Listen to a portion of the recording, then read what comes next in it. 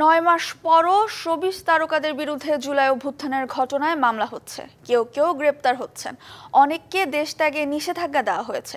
Showbiz জগতের অন্তত অর্ধশত তারকা শিল্পী স্বৈরাচারের দোসর হিসেবে চিহ্নিত হয়েছেন। অনেক রাঘব বোয়াল পালিয়ে গেলেও ভিত্তিহীন মামলায় গ্রেপ্তার ঘটনায় উদ্বেগ জানিয়েছেন সংশ্লিষ্টরা। বিনোদন জগতের কয়েকজন তারকা আওয়ামী লীগের প্রার্থী হয়ে অংশ নেন দ্বাদশ জাতীয় সংসদ নির্বাচনে। অনেকে প্রার্থী হতে চাইলেও পাননি মনোনয়ন, তবে প্রচারে অংশ নেন আরও অনেকে। নৌকা নিয়ে লড়েন আসাদুজ্জামান নূর, সঙ্গীতশিল্পী মমতাজ বেগম, চিত্রনায়ক ফেরদৌস। এছাড়া নৌকার মাঝি হতে না পেরে স্বতন্ত্র প্রার্থী হয়ে নির্বাচনে লড়েন চিত্রনায়িকা মাহিয়া মাহি।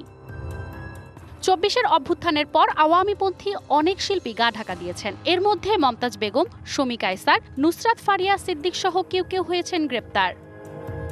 এছাড়া সম্প্রতি ১৭ অভিনয় শিল্পীর বিরুদ্ধে একাধিক হত্যা চেষ্টা মামলা হয়েছে। মামলায় আসামি সুবর্ণা মুস্তফা, নুসরাত ফারিয়া, রোকেয়া প্রাচী, আজিজুল হাকিম, নিপুণ, অপু বিশ্বাস, ভাবনা, জায়েদ খান, সোহানা সাবা, মেহের আফরোজ শাওন সহ ১৭ জন। কালার এক্সপার্ট, জর্জ স্যাপ এবং মাইল্ড অন হ্যান্ডস টেকনোলজি সমৃদ্ধ অরিক্স ক্রিস্টাল ওয়াশ আপনার। এছাড়া স্বৈরাচারের দোসরদের তালিকায় রয়েছেন অরুণা বিশ্বাস, আনিসুর রহমান মিলন, সাজু খাদেম, স্বাধীন খসরু, চয়নিকা চৌধুরী, নাজনীন নাহার চুমকি, সুষমা সরকার, কুসুম শিকদার সহ অর্ধশত তারকা। সম্প্রতি নুসরাত ফারিয়াকে গ্রেপ্তারের ঘটনায় তোলপাড় নেট দুনিয়া। তিনি ছাত্র আন্দোলনের পক্ষে ফেসবুকে সোচ্চার থাকলেও রেহাই পাননি। তার ভেরিফাইড ফেসবুক পেজে দাবি করা হয় অভ্যুত্থানের সময় তিনি দেশের বাইরে ছিলেন। তার গ্রেপ্তার নিয়ে মিশ্র প্রতিক্রিয়া জানাচ্ছেন নেটিজেনরা। অবশ্য কারাভোগের একদিন পর জামিনে মুক্তি পান তিনি। যে রাজনীতির ধারা ওরা ১৫ বছর ধরে দেখছে বা ১৯৭১ সাল থেকে দেখে আসতেছে, ওরা ওই রাজনীতির ধারাটাকে ফলো করতেছে। তিশা বা নুসরাত ফারিয়া কাউকেই আসলে ধরার আগে যথাযুক্ত আসলে কোনো অভিযোগ ছাড়া আসলে ধরা উচিত না। একজন শিল্পীর প্রতি সরকারের প্রশাসনিক অনুশাসনকে বৈষম্যহীন রাখার দাবি কারো কারো।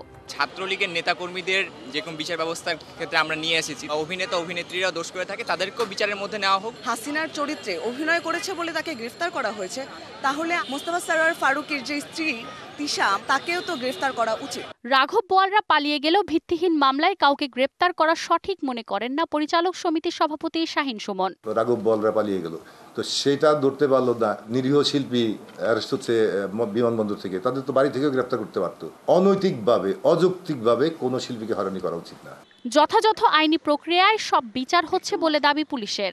আমাদের কোনো নির্দিষ্ট পেশা বা ব্যক্তি বা কোনো গোষ্ঠী, তাদের বিরুদ্ধে আমাদের কোনো অভিযান বা এরকম কিছু নয়। মামলা অ্যাভয়েড করার জন্য আত্মগোপনে রয়েছেন বা দেশ ত্যাগের চেষ্টা করছেন, তাদের বিরুদ্ধে আমরা প্রয়োজনীয় ব্যবস্থা গ্রহণ করছি।